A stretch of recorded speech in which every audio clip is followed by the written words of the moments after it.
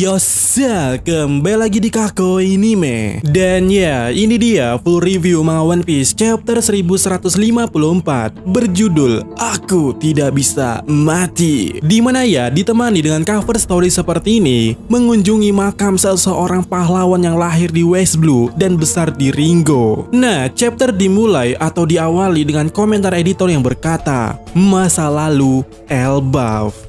Dan awal panel ini kita bisa melihat atau ditunjukkannya timeline 63 tahun yang lalu, serta narator yang berkata, Jarul, manusia tertua di masa saat ini, kehilangan partnernya. Si janggut air terjun, Jorul, tewas setelah dibanting tanah oleh seorang anak kecil perempuan, dan nama anak kecil itu adalah Charlotte Linlin. Meski dia hanya seorang manusia biasa, dia membuat kekacauan besar di salah satu desa raksasa, dan kelak dia akan menjadi seorang Yonko dengan julukan Big Mom. Dan ya, kita bisa melihat momen itu di mana Big Mom mengamuk saat itu. Lalu ya, di panel berikutnya narator kembali berkata, pada tahun yang sama, Elbaf dilanda serangkaian tragedi, bencana demi bencana terus-menerus terjadi. Kebakaran, badai angin, dan musim dingin ekstrim menghancurkan panen. Dan musim yang tidak normal ini juga membuat aktivitas nelayan terhenti. Negeri yang dulunya kaya ini pun jatuh dalam kelaparan. Kemudian ya, di halaman berikutnya, Shin beralih ke kamarnya Astrid. Di sana di dalam kelambunya, kasurnya tersebut, Astrid berteriak kepada penjaga, lihat kan, semua ini akibat anak itu. Negeri ini dikutuk karena kalian semua tidak segera membunuhnya. Namun prajurit di sana masih mengatakan, tidak, ini hanya kebetulan, Ci. Lalu ya, di panel berikutnya, bayi Loki muncul di sana dengan mendobrak pintu yang ada di sana dan juga menghancurkannya dengan mudah. Di mana Astrid di sana berteriak, Kia, dia menatapku, bawa keluar, jangan biarkan dia mendekatiku lagi. Dan di sana terjadi penolakan lagi dari Astrid, membuat bayi Loki menangis dan para penjaga pun berusaha untuk membawanya pergi. Dan tangisan Loki ini pun menjadi-jadi ketika Astrid kembali berkata, congkel saja matanya yang jelek itu, dan jika terus dibiarkan kutukannya akan semakin kuat dan membuat negeri ini akan hancur. Kemudian ya, di halaman berikutnya, Elbaf benar-benar diterpa musim yang ekstrim, kelaparan di mana-mana. Dan salah satu giant mulai berpikir untuk menyerang pulau manusia. Mereka ingin merampas dan mencuri, serta pula membenarkan opininya karena itu adalah kegiatan yang biasanya dilakukan Elbaf sejak dulu. Namun ya, ada giant yang berusaha menyadarkannya untuk jangan melakukan hal bodoh juga tolol. Itu akan mempermalukan Elbaf, dan itu adalah hukuman juga di negeri ini sekarang. Sementara ya, di panel berikutnya terjadi perang lokal antara desa-desa giant di sana. Bahkan terlihat sepertinya desa pemburu sangat anarkis dan mulai menyerang desa-desa lainnya yang ada di Elbaf. Tentu saja terjadi pertikaian di antara desa-desa tersebut. Dan narator pun berkata di sini ya, pertikaian antara para giant bukanlah hal yang asing di masa-masa genting. Tapi insiden ini hanya membuat bencana kelaparan ini semakin parah dan penuh dengan darah pula. Dan negeri ini tenggelam dalam kekacauan serta penderitaan. Kemudian di panel berikutnya kita mendengar salah satu giant berkata seperti ini, aku dengar rumor bahwa pangeran yang lahir di kastil itu adalah anak terkutuk. Dan narator di sana berkata kalau kondisi mental mereka ini para warga Elbaf semakin down, dan ketika semangat mereka sudah hancur, apa yang akan mereka lakukan. Dan kemudian ya, kita bisa melihat di rumah Hairudin, giant yang tadi itu mendobrak pintu dan berteriak di sana, oi Hairudin, adikmu membuat negeri ini kacau karena kutukannya. Sebagai seorang kakaknya, kau harus tanggung jawab dan menjadi tumbal. Tentu saja Ida meresponnya, apa maksudmu? Putraku yang lucu ini akan jadi pria dengan umur terpanjang di dunia ini loh. Tapi giant tua tadi itu malah mencengkram Ida dan berkata, tutup mulutmu Ida, kau hanya orang luar yang berhasil menggoda Harel. Tapi Ida tetap berkata di sana, kau yang diam, aku mencintai negeri ini. Tentu saja Hairudin yang melihatnya tak bisa tinggal diam saja dan mulai mengambil pedangnya dan berteriak di sana pula, jangan menyentuh ibuku. Lalu tiba-tiba sebuah kepalan tinju muncul dan menghajar giant tersebut. Giant tua bangka tadi itu ya, Dan yap, yang melakukannya itu adalah Harel sambil berkata di sana, "Kau sudah gila ya?" Dan di sana ya kemudiannya Harel berbicara kepada warga-warga di sana. "Oi, saudara-saudaraku sekalian, kalian tidak boleh saling bertarung. Kabar soal kelahiran Loki dan kelaparan negeri ini sudah sampai di telingaku. Dan aku sedang menjalin kerjasama dengan berbagai negara. Ketika kabar ini terdengar, aliansi kita pun langsung bertindak saat itu juga. Mereka memuat banyak sekali makanan dan suplai untuk dikirim ke sini. Manusia mungkin merupakan makhluk yang kecil, tapi tidak dengan semangat mereka. Negeri-negeri yang beraliansi dengan kita datang bersama-sama untuk memastikan kita mendapatkan cukup makanan hingga perut besar kalian kenyang itu. Kita akan menerima bantuan mereka dengan senang hati. Makanlah dengan hati yang penuh syukur." Lalu terlihat kapal-kapal membawa makanan berteriak di sana, "Oi, Harel, di mana kami harus menepikan kapal ini? Haha, negeri ini benar-benar besar seperti yang diperkirakan." Dan semuanya pun pada akhirnya menangis saat bisa makan lagi. Dan kemudian Harel kembali berkata, "Jika orang-orang baik ini kesulitan, tugas kita adalah membalas kebaikan mereka ini. Dan dengan segenap kekuatan kita, ingatlah kita harus saling berbagi di dunia yang kecil ini." Kemudian ya di halaman berikutnya scene beralih ke kastil, di mana narator berkata di sana, "Pangeran terkutuklah yang membawa bencana di Elbaf. Dia terus mencela dan juga membentak putranya hingga napas terakhir."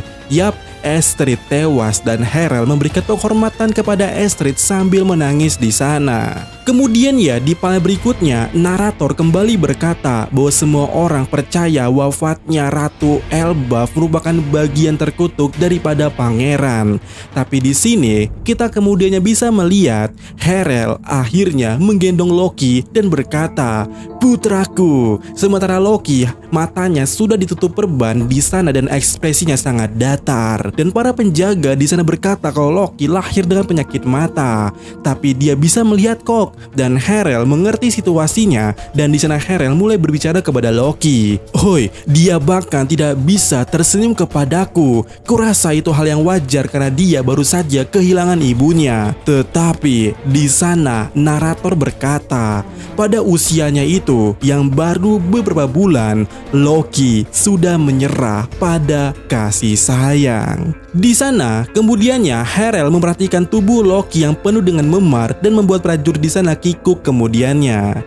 Lalu di halaman berikutnya ya narator kembali berkata, diplomasi Harel tak lama membuahkan hasil. Musim dingin Elbaf pun akhirnya berakhir dan terlihat Harel tampak ingin melakukan sebuah proyek besar di mana dia berkata, "Rute, ya itu benar, itu akan membantu aktivitas perdagangan dan komunikasi antar desa." Lalu ya di panel berikutnya narator kembali berkata, memulihkan negeri yang porak-poranda dan berlayar melintasi lautan terus menjadi prioritasnya, sementara yang lainnya bisa dikesampingkan. Dan sepertinya itu termasuk Loki, karena terlihat kemudiannya kakak Astrid ditunjuk sebagai pelayan pribadi Loki di sana. Dan satu kata keluar kemudian dari kakak Astrid ini yang berkata, "Dasar anak aneh." Kemudian ya di panel berikutnya terlihat di suatu pinggiran Elbaf terbangun suatu bar. Dan bar itu jika kita perhatikan adalah bar yang sama di mana Shanks dan Colin pada saat itu minum-minum. Nah ternyata Ida dan Herudin lah yang membuatnya. Dan kemudian kita bisa melihat Herudin berkata di sana, "Ini Underworld, bukankah di sini berbahaya?" Namun Ida menjawabnya, "Garis pantainya menjadi pemisah untuk area ini sehingga para binatang buas tidak akan bisa mendekat di sini pula." Dan di sana kita bisa melihat Ida di mana Ida kembali berkata di sana, "Kau terlihat lucu saat sedang khawatir ya? Dan hei, bukankah kau harus latihan dengan elbow dari desa barat? Dan juga kau sebaiknya kembali. Ini adalah kedai Ida, nelayan pelaut terdampar dan bahkan bajak laut sekalipun pasti akan kulayani. Aku tidak akan membedakan pelanggan yang penting aku bisa membantu Herald dengan cara apapun itu. Kemudian ya di halaman berikutnya terjadi pelompatan waktu yang kini adalah 56 tahun yang lalu, dan itu berada di rumah Jarul saat ini.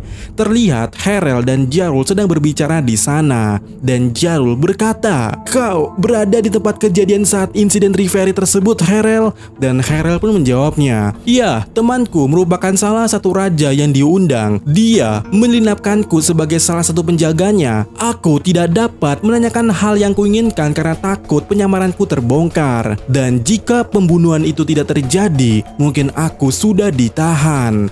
Lalu ya, Jarul kembali berkata, "Jika kau tertangkap, mungkin itu tak akan menjadi masalah yang besar untukmu. Kau pernah dengar soal guild Palu Perang Galera?" Dan Herald menjawab, mereka adalah sekelompok pembuat kapal raksasa yang mempersenjatai diri mereka dengan palu perang kan? Kukira mereka hanya mitos. Namun Jarul berkata, tidak, mereka itu nyata. Mereka benar-benar berkelana jauh keluar sana dan rutin mengirimkan surat ke Elbaf. Aku bahkan menerima surat terakhir mereka. Di suratnya tertulis bahwa mereka telah tertangkap. Kau percaya itu? 100 pejuang di penjara termasuk raksasa kuno. Dan ya, kita bisa melihat siluet mereka ini, dan benar itu mirip dengan apa yang kita lihat di Bang Hazard. Kemudian ya, di halaman berikutnya Herald kembali bertanya, "Menurutmu, pemerintah dunialah dalang di balik penawanan mereka tersebut?" Dan Jarul berkata di sana, tidak diragukan lagi bahwa dulu mereka menghadapi musuh yang besar. Akan tetapi mereka tenggelam jauh ke dasar lautan pada suatu titik dalam sejarah. Sederhananya, mungkin ada alasan dalam kenapa idealismemu itu masih belum berhasil, dan itu tidak ada hubungannya denganmu. Dan Herald menjawab, permusuhan yang belum redah kah? Kemudian di panel berikutnya Jarul berkata, "Ini cuman rumor ya, tapi aku pernah dengar kisah tentang sebuah pasukan giant yang membeku di suatu tempat. Sepertinya bangsa kita masih dianggap musuh oleh dunia luar di sana." Dan ya, kita bisa melihat ini emang mirip kasusnya yang ada di Bang Hazard. Lalu ya, Herald merespon ucapan Jarul tadi itu dengan berkata, "Jelas sekali, tapi aku sudah bertekad untuk menghadapi rintangan itu." Sementara itu, kita bisa melihat di kastil, terlihat kakaknya Estrid yang mengasuh Loki di sana berkata, "Hoi Pangeran Loki, aku sadar bahwa Anda terkutuk dan telah membunuh adik perempuanku. Hoi Pangeran Loki." Dan kita bisa melihat di halaman berikutnya, Loki kecil diasuh dengan kakaknya Estrid, terus-menerus penuh luka dan ekspresi Loki yang datar. Dan juga terdengar bacotan daripada kakaknya itu yang berkata, "Jadi sampah macam apa yang akan kita layani hari ini?" Lalu time skip terjadi kemudiannya, di mana Loki sudah tumbuh agak besar, dan di saat yang sama kuda keberuntungan mati, dan kita bisa melihat juga tubuh Loki yang masih penuh dengan lebam. Lalu di panel berikutnya lagi terjadi time skip lagi, mana Loki sudah tumbuh lebih besar dan terdengar suara yang berkata, "Tubuh si pelayan berada di Underworld." Dan di sana kita bisa melihat Loki tersenyum. Kemudian ya di panel berikutnya masuk ke timeline 48 tahun yang lalu. Di sana narator berkata, hubungan antar desa menjadi semakin erat dalam aspek perdagangan dan juga identitas budaya, dan negeri ini pun semakin bersatu.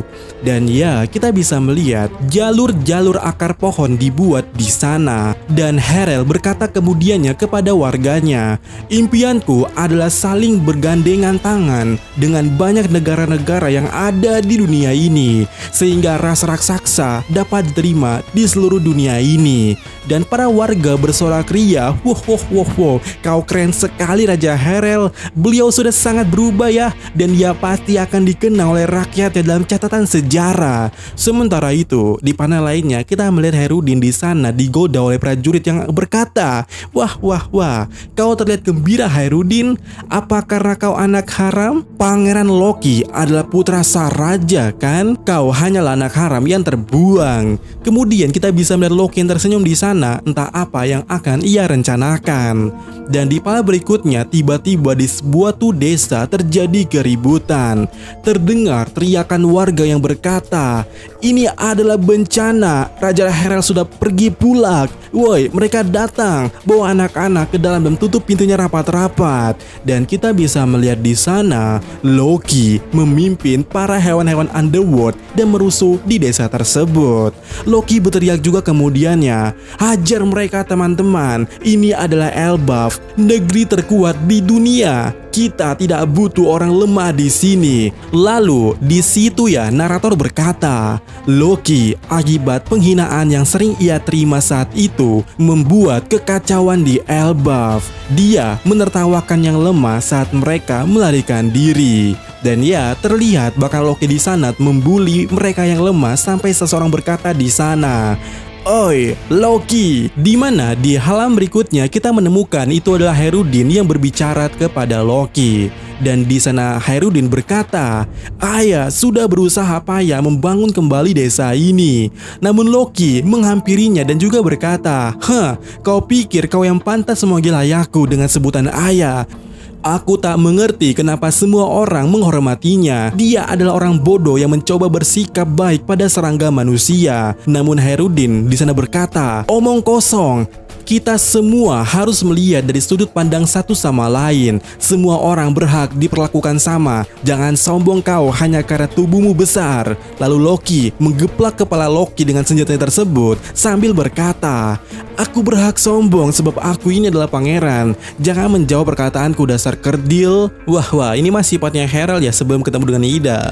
Kemudian di pala berikutnya Herudin tersungkur ke tanah membuat Gerd mendekatinya. Tapi Goldberg terlihat mencoba menghentikannya dan berkata, Stop Gerd, stop, jangan bergerak ke sana entar kita disangka temannya. Tapi Gerd malah meninju Goldberg dan juga berkata kepadanya, kita kan emang temannya bodoh. Lalu ya semua orang terlihat mengecek kondisi Herudin membuat Loki yang melihatnya iri dan dengki. Tapi juga kemudiannya tertawa di sana di mana Loki berkata, hahaha, kau payah sekali sampai-sampai membuatku ingin muntah Herudin. Kalian hanya sekelompok orang lemah yang berkerumun. Salahkanlah darah ibumu yang kotor itu. Dan terlihat Stan di sana mulai marah. Lalu ya di pala berikutnya para penjaga mencoba menghentikan Loki karena sikapnya terlalu berlebihan. Tapi Loki di sana marah dan juga memukul prajurit di sana. Dan narator berkata pula di sana, Loki menyebarkan rasa sakit dan kehancuran, tetapi tak ada satupun perbuatannya yang dapat mengisi kehambaan di hatinya. Dan ya kita bisa melihat di sana orang-orang justru menatapnya dengan sinis